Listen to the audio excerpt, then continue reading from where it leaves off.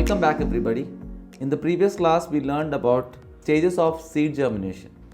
In that stages we have already learned about how a seed grows up to a plant. We left a sentence in the previous class, so let me start with that. After a few days, green leaf starts growing on the shoot. Look at this. Here we have the picture of this plant growing up. What happens after few days when the plant is growing up? We have these leaves appearing in. We have these leaves. Did you see these leaves? These leaves make food by the process of photosynthesis. Photosynthesis. I hope you all are familiar with the word photosynthesis, right?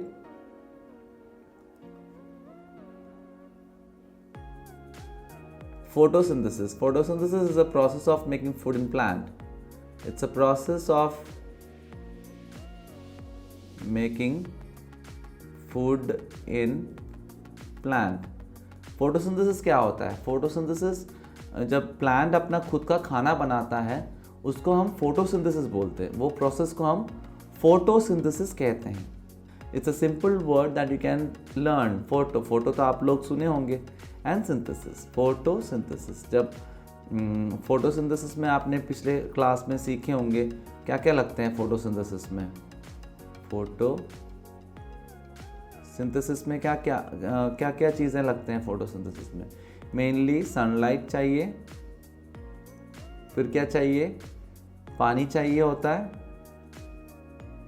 Plant को. Sunlight and पानी, then carbon dioxide.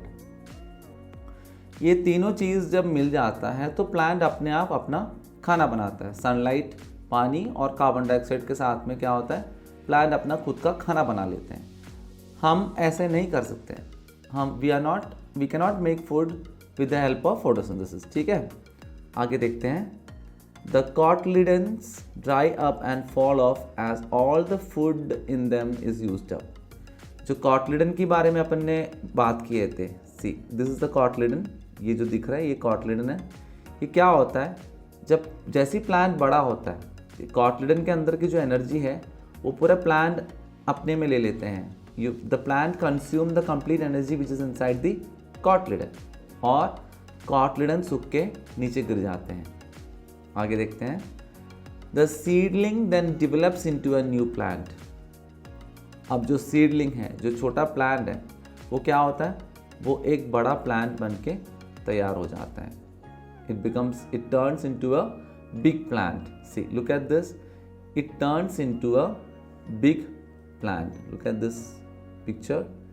This plant is growing up. फिर उसके अंदर और पत्ते आएंगे और leaves आएंगे, फिर वो और बढ़ते जाएंगे. कुछ सीड छोटे प्लांट बन के रहेंगे, कुछ है तो बड़े ट्री बन जाते हैं. Right. So this is the complete process of germination. Now we will come back to seed dispersal. हम अपने टॉपिक अभी seed dispersal पे लाते हैं. Let's see what seed dispersal is. Seed dispersal एक नया वर्ड है आप लोगों के लिए. dispersal ये आप लिख के सीखना शुरू करो. DISPERSAL.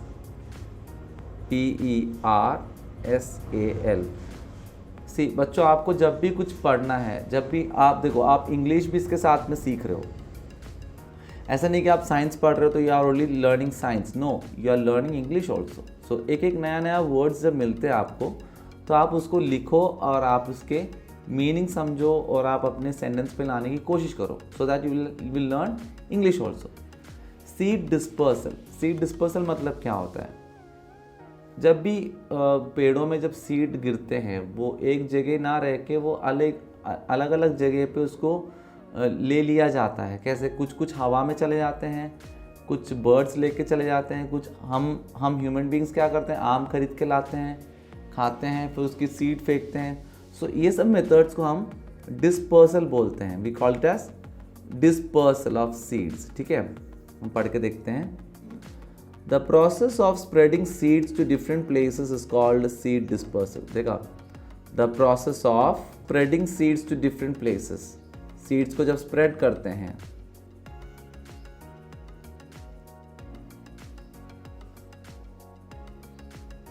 सब सीड्स को जब अपन अलग अलग जगह पे स्प्रेड करते हैं तो उसको हम डिस्पर्सल बोलते हैं।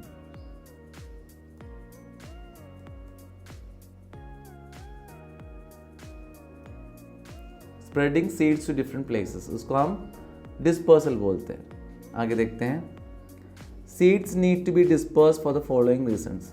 सीड्स क्यों डिस्पर्स करना ज़रूरी है, ठीक है, why seed should be dispersed. If seeds are not dispersed, many germinating seedlings will grow very close to the parent plant. क्या होगा, अगर एक पेड़ है यहाँ पे, सपोज यहाँ पे एक ट्री है,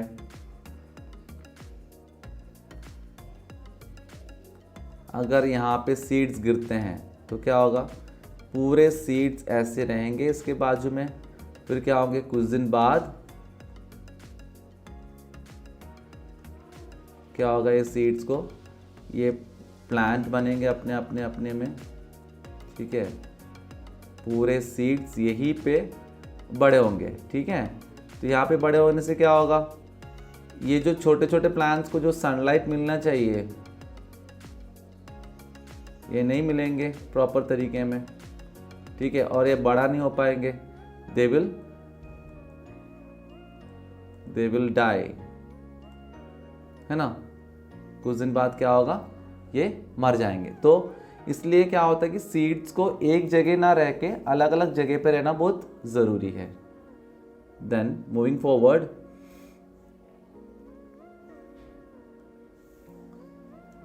seed dispersal prevents competition among seedlings for sunlight, space, water and nutrients। देखा, अगर एक ही जगह पे सीड्स गिरते हैं, देखो यहाँ पे क्या हुआ, एक ही जगह पे गिरे हैं, तो इनको सनलाइट भी नहीं मिलेंगे, प्रॉपर वाटर भी नहीं मिलेंगे, क्योंकि वाटर क्या होगा, वाटर जो है ये मेन जो ट्री है ये एब्जॉर्ब करेंगे वाटर को, और ये छोटे छोटे सीड्स को नहीं मिलेंगे। सो क्या होगा, सनलाइट नहीं मिलेंगे, वाटर नहीं मिलेंगे, स्पेस नहीं मिलेंगे, एक दूसरे में बड़ा होने के लिए स्पेस नहीं मिलेंगे। सो एंड न्यूट्रिएंट्स, न्यूट्रिएंट्स मतलब सोइल में से जो उनको खाद वगैरह, जो सोइल में से उनको जो प्रोटीन्स न्यूट्रिएंट्स चाहिए होता है बड़ा होने के लिए, वो नहीं मिलेंगे। आगे देखते हैं, we know they are important for the plants to grow. ये जो भी चीज़ अपन ने बोला है, पानी है, सनलाइट है, न्यूट्रिएंट्स है, ये सब एक प्लांट को बड़ा होने के लिए ज़रूरी होता है, वो नहीं मिलेंगे यहाँ पे। अगर इकट्ठे एक साथ एक जगह पे गिरा, अगर डिस्पर्सल नहीं हुआ सीड्स के, तो क्या होंगे, ये एक ही जगह पे रहेंगे और इनको नहीं मिलेंगे। फिर आगे देखते हैं, by seed dispersal seeds get distributed widely and can reach new places. In this way plants grow at far off places. अगर यही सीड्स अगर कहीं और जगह पे गिरा होता तो क्या होगा, यहाँ से उड़कर अगर सपोज यहाँ गिरा होता या फिर यहाँ गिरा होता, तो क्या होगा, प्रॉपर तरीके में ये बड़े होंगे, ठीक है, नए पत्ते आएंगे, because it will get all the nutrients, इसको पानी मिलेंगे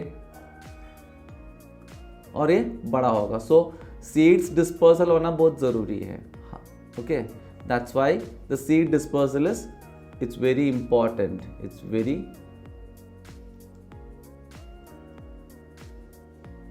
important.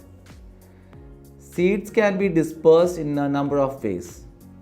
They may be carried by wind, water, animals or scattered by explosion. क्या क्या रीजंस हैं, क्या क्या तरीके में सीड डिस्पर्सल हो सकते हैं। सीड डिस्पर्सल होने के कई तरीके हैं। Let's see. Seeds can be dispersed in number of ways. They may be carried by wind, water, animals or scattered by explosion. अब seed dispersal can be in number of ways. Wind के through होते हैं, by wind, then by water, पानी में जब पानी के अंदर से सीड्स लहरा के जाते हैं और कहीं एक जगह पे जाके इकट्ठा होता है, फिर वहाँ से बड़े होते हैं। फिर क्या है, एनिमल्स लेके जाते हैं, स्कैटरिंग,